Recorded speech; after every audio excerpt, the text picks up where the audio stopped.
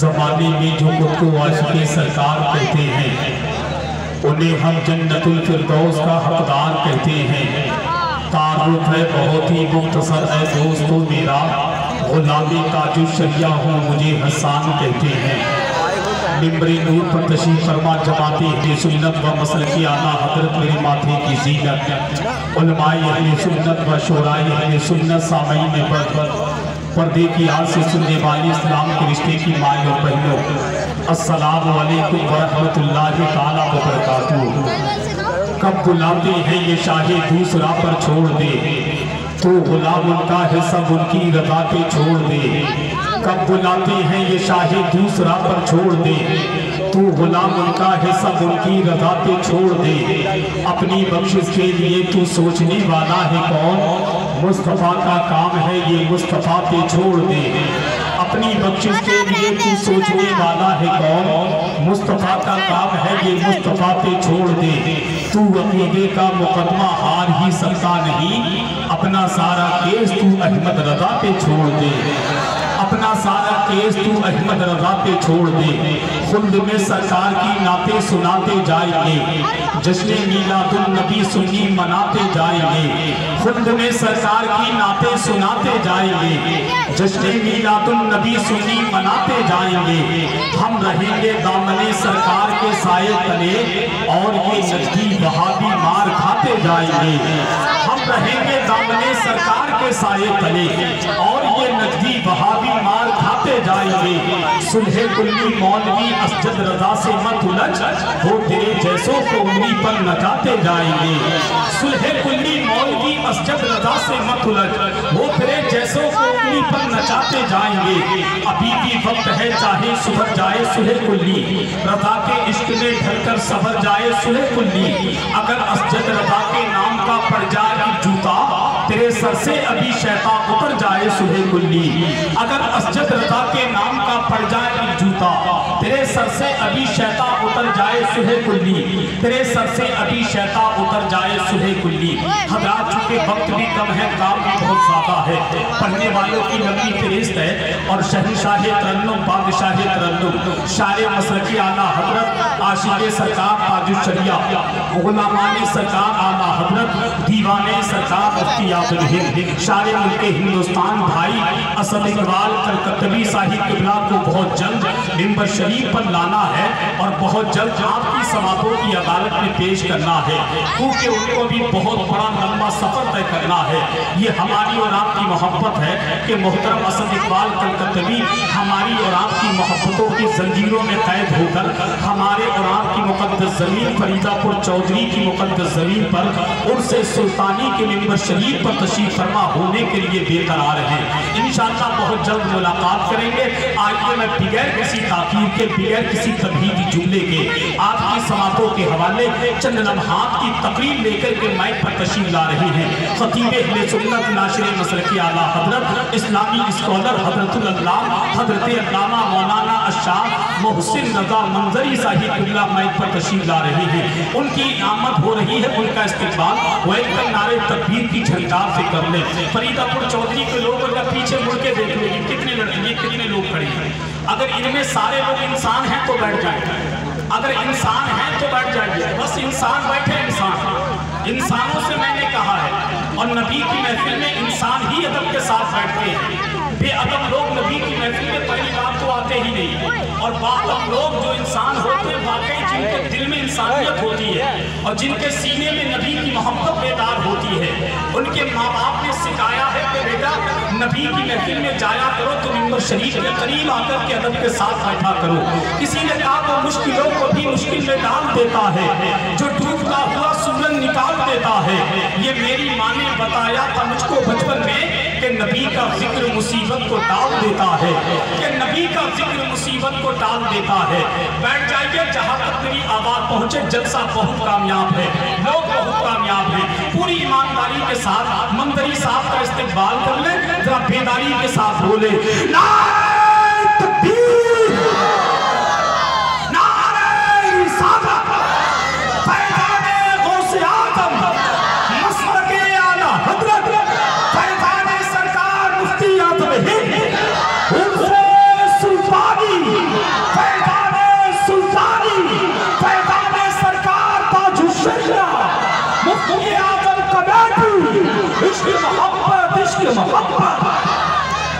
کہ پیر کی نسبت مرید سے پوچھو، مذاہب ماننے میں کتنا شہید سے پوچھو، نماز پڑھنے میں کتنی مٹھاس ملتی ہے، یہ بات حضرت بابا فرید سے پوچھو۔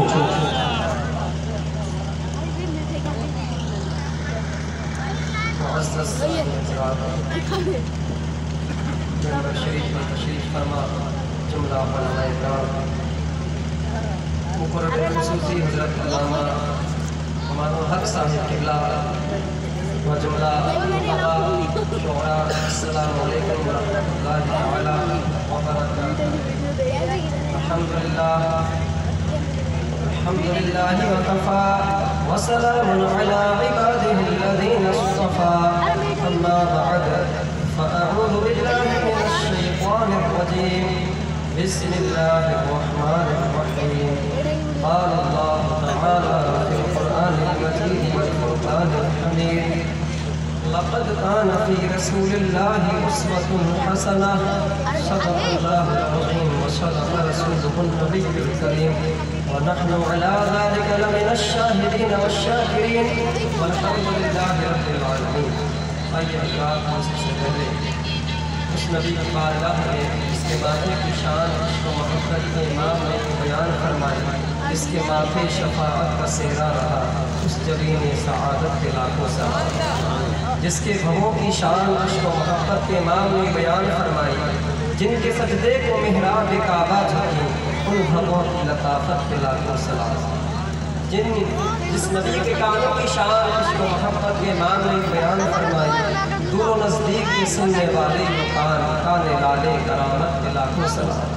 جس کے چہرے کی شان وضحا، جس کے سینے کی شان علم نشرح لکا صدرک، جس کے ذکر کی شان ورفعنا لکا ذکرک۔ آئیے کسی نبی و جہاں احمد مصطفیٰ سیاہ رحمتہ محمد مصطفیٰ صلی اللہ علیہ وسلم کی بارگاہ دربار میں ایک مرتبہ درود پاک پڑھیں، اللہ رب محمد صلی اللہ علیہ وسلم، نحن عباد محمد صلی اللہ علیہ وسلم صلی اللہ علیہ وسلم۔ چند لمحات کے لیے آپ حضرات ذوق سلیم سے کام لیں اور اطمینان سے بیٹھ جائیں اور چند باتیں سماعت فرمائیں۔ اس شعر کو ذہن نشین کریں، زندگی کے ہیں دو جہاں، ایک یہ جہاں ایک وہ جہاں۔ زندگی کے ہیں دو جہاں، ایک یہ جہاں ایک وہ جہاں، ان دونوں جہاں کے درمیان بس فاصلہ ہے ایک سانس کا۔ اس پر غور بھی کریں کہ شاعر کیا بتانا چاہتا ہے، کیا ہمیں سبق دیتا ہے۔ زندگی کے ہیں دو جہاں، ایک یہ جہاں ایک وہ جہاں، ان دونوں جہاں کے درمیان بس فاصلہ ہے ایک سانس کا۔ اگر چلتی رہے تو یہ جہاں اور رک جائے تو وہ جہاں، تو سانسوں کی اس مالا میں رنگ بھر دو عشق رسول کا، پھر یہ جہاں کیا وہ جہاں، ساتھ ہوں گے محبوب دو جہاں۔ بہت اس میں تشبیہات شاعر نے پیش کی ہے کہ جو سانس ہے نا ہماری، یہ ایک کے بعد دوسری ہے، ایک آئی اس کے ختم ہونے سے پہلے دوسری کا آغاز شروع ہو جاتا ہے۔ تو اسی طرح جو مالا ہوتی ہے اس میں ایک کے بعد دوسری موتی ہوتا ہے۔ تو یہاں سے جو سانسوں کی لڑی ہے، سانسوں کا ایک کے بعد دوسرے کے ایک کے بعد دوسری کے جو آنا ہے، اس کو تشبیہ کی گئی ہے مالا کے موتیوں سے۔ تو اسی طرح جس طرح ایک مالا کا موتی ٹوٹ جاتا ہے تو مالا بے نور ہو جاتی ہے، اس کی رونق ختم ہو جاتی ہے، اسی طرح اگر سانسوں کی مالا میں ایک سانس لے کر رک جاتی ہے تو زندگی ہماری ختم ہو جاتی ہے۔ تو کہنے کا مطلب یہ ہے کہ ہمیں اس جہاں کا بھی انتظام کرنا ہے، اس جہاں کا بھی انتظام کرنا ہے، اور اس جہاں اور اس جہاں دونوں کا انتظام کرنے والا کون سا عمل ہے، کون سی چیزیں تو شاعر کہتا ہے وہ عشق رسول ہے، وہ اونلی عشق رسول ہے۔ اس لیے ہم اس فتن دور میں رہ کر اپنے اندر اپنے بچوں کے اندر عشق رسول پیدا کرنے کی کوشش کریں اور ارادہ کریں، اور یہ علم کے ذریعے حاصل ہوتا ہے، علماء کی بارگاہ سے حاصل ہوتا ہے۔ اس لیے رب قدیر نے ارشاد فرمایا لقد کان فی رسول اللہ اسوۃ حسنہ، یعنی جو رسول کریم علیہ السلام کی زندگی ہے وہ تمہارے لیے نمونہ عمل ہے۔ بہت ہی چند اور مختصر انداز میں آپ کو سمجھانے کی کوشش کروں گا، جو علامہ حافظ ضمیر ہے وہ ادا کروں گا، آپ کے ذہن تک پہنچاؤں گا۔ شاعر نے ذہن دیا کہ اللہ کے رسول صلی اللہ علیہ وسلم کی زندگی ہمارے لیے نمونہ عمل بنائی گئی۔ کیا مطلب ہے اس کا؟ نمونہ عمل کا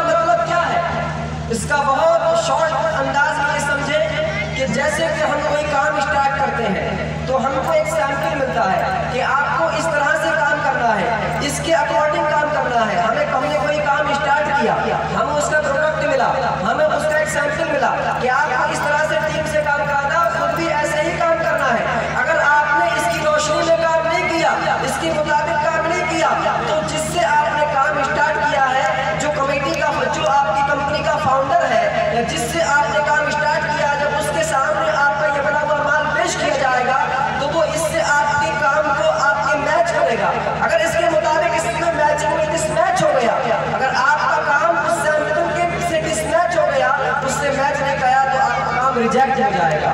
تو بس یہی ذہن میں رکھیں، اللہ کے رسول صلی اللہ علیہ وسلم کی زندگی ہمارے لیے نمونہ عمل ہے۔ مطلب کیا ہے کہ جب میدان محشر قائم ہوگا، جب حشر کا میدان قائم ہوگا، اس وقت میں ہماری زندگیاں رب کی بارگاہ میں پیش کی جائیں گی۔ ایک طرف رسول کریم صلی اللہ علیہ وسلم کی زندگی ہوگی، ایک طرف تمام لوگوں کی زندگیاں ہوگی۔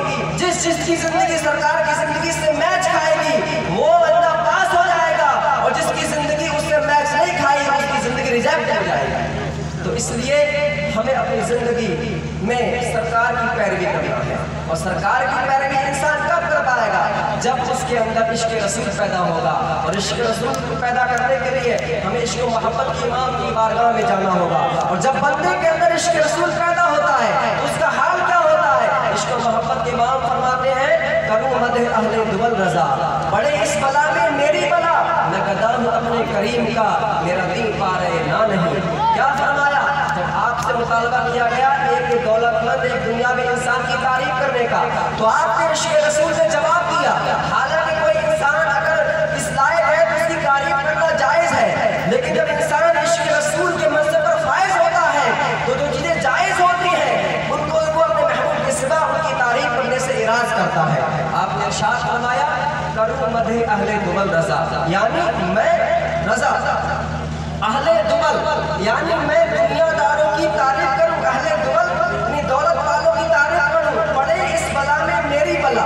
پہلا جو بلا ہے اس کا معنی ہے مصیبت، اور اس کا معنی ہے جوتا، اور دوسرا بلا اس کا معنی ہے مصیبت، یعنی میرا جوتا مصیبت میں نہیں پڑنا چاہتا، پڑے اس بلا میری بلا، میں گدا ہوں اپنے کریم کا۔ گدا مانا فقیر، ایک گدا جانور ہوتا ہے، گدا دا سے فقیر، تو فرمایا میں گدا ہوں اپنے کریم کا، میرا دین پارے نہ نہیں۔ کیا مطلب ہوا پارے نہ؟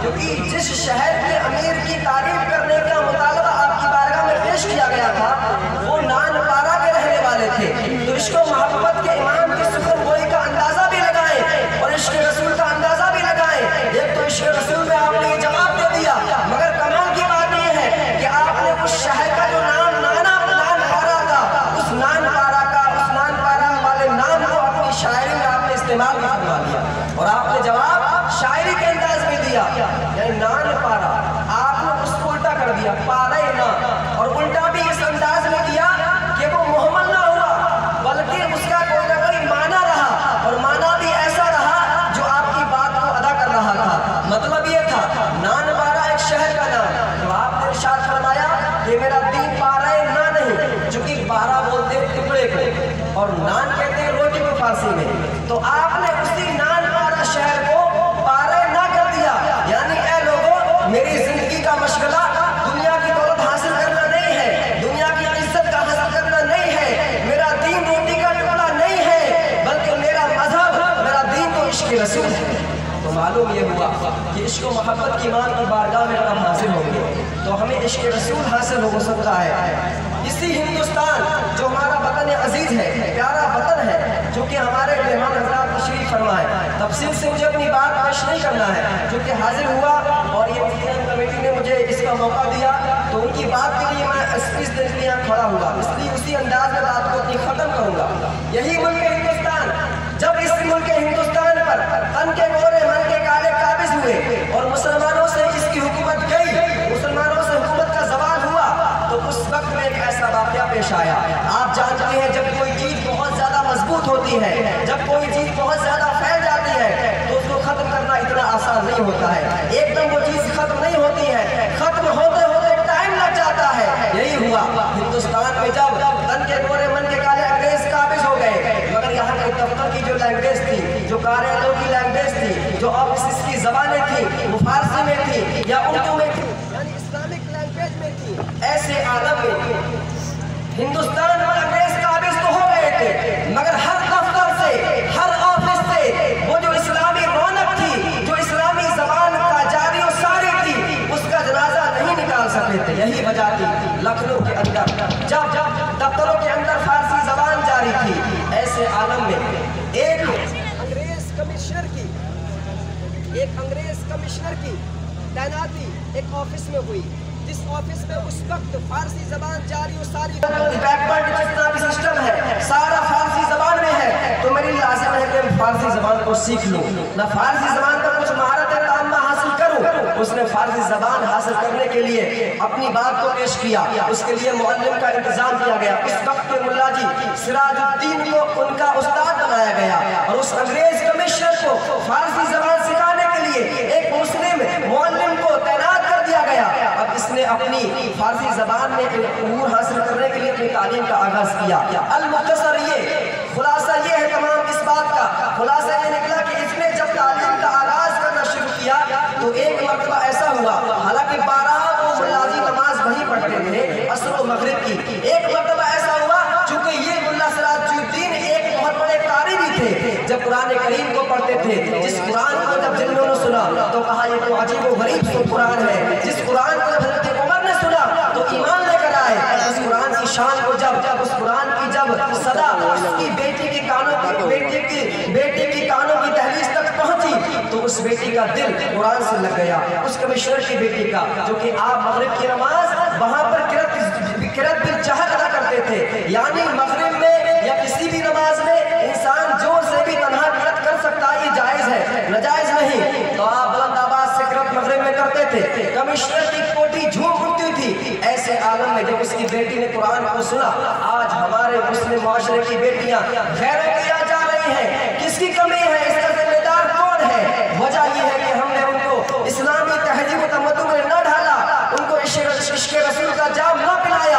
आप देखें इस कुरान की शान तो ये है, इस इस्लाम की शान तो ये है, प्यारे नबी सल्लल्लाहु अलैहि वसल्लम की शान तो ये है कि गैरों की भी बेटियां हमारे इस कुरान को सुनकर इस्लाम में दाखिल हुई हैं।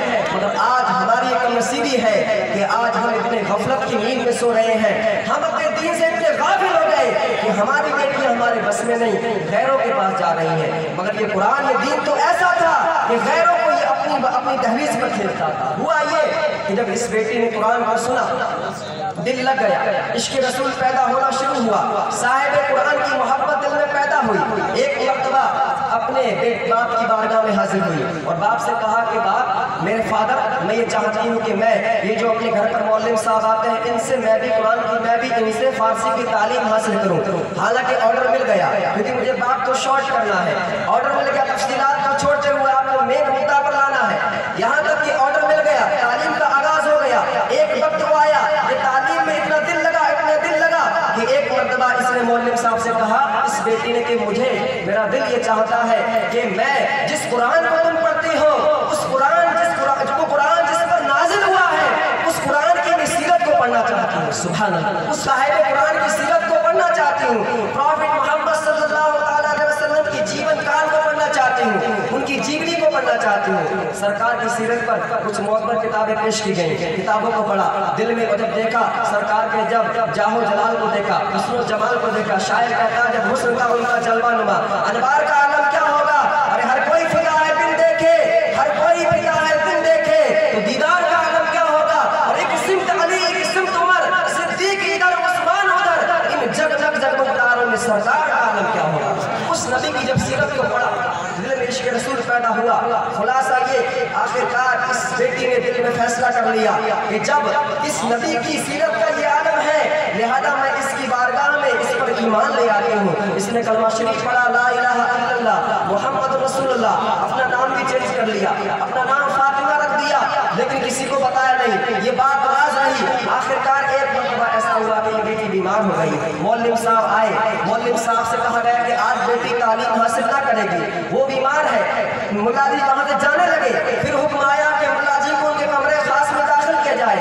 बेटी के पास इस हमारे मौलवी साहब को बुलाया गया, आप वहाँ तशरीफ फरमा हुए तो बेटी ने कहा कि मैं चंद दिनों के बाद, मैं चंद लम्हात के बाद इस दुनिया से जाने वाली हूँ, मगर मेरी आपको एक वसीयत है। वो वसीयत ये है कि मैंने इस्लाम कबूल कर लिया है, मगर मैं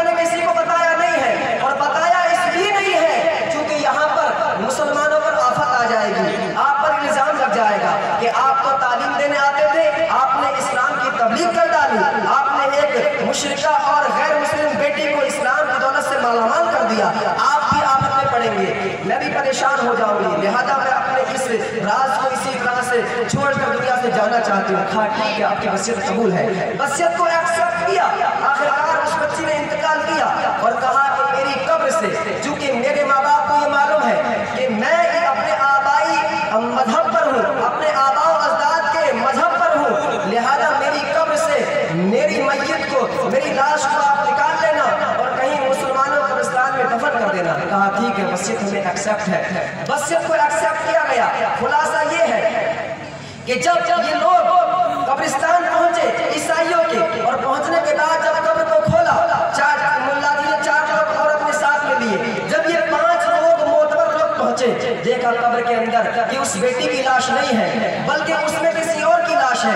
ان میں سے ایک بندے نے پہچانا کہ یہ قبر جو ہے یہ تو بارہمتی کے رہنے والے ایک صاحب کی ہے جن کو میں جانتا ہوں. کہا پریشان ہو گئے کہ خدا کا یہ کیا راز ہے, سمجھ میں نہیں آتا. واپس آ گئے. واپس آنے کے بعد ذہن میں ایک سوال پیدا ہوا کہ جب یہ لاش اس بیٹی کی قبر میں بارہمتی کے رہنے والے بندے کی ہے, کیوں نہ ہم اس لاش تک پہنچنے کی مکمل کوشش کریں, کیوں نہ ہم بارہمتی بنگی چلتے ہیں اور وہاں جانے کے بعد دیکھتے ہیں کہ ان کی قبر میں کون سی لاش ہے. یہ لوگ جب وہاں دوسرے دن پہنچے, وہاں جانے کے بعد دیکھا کہ ان کی کوٹھی پر جن صاحب کی لاش اس قبر میں تھی, ان صاحب کی کوٹھی پر بھی لوگ جمع ہیں اور آج ان کی سورت کی فاتحہ کا دن ہے.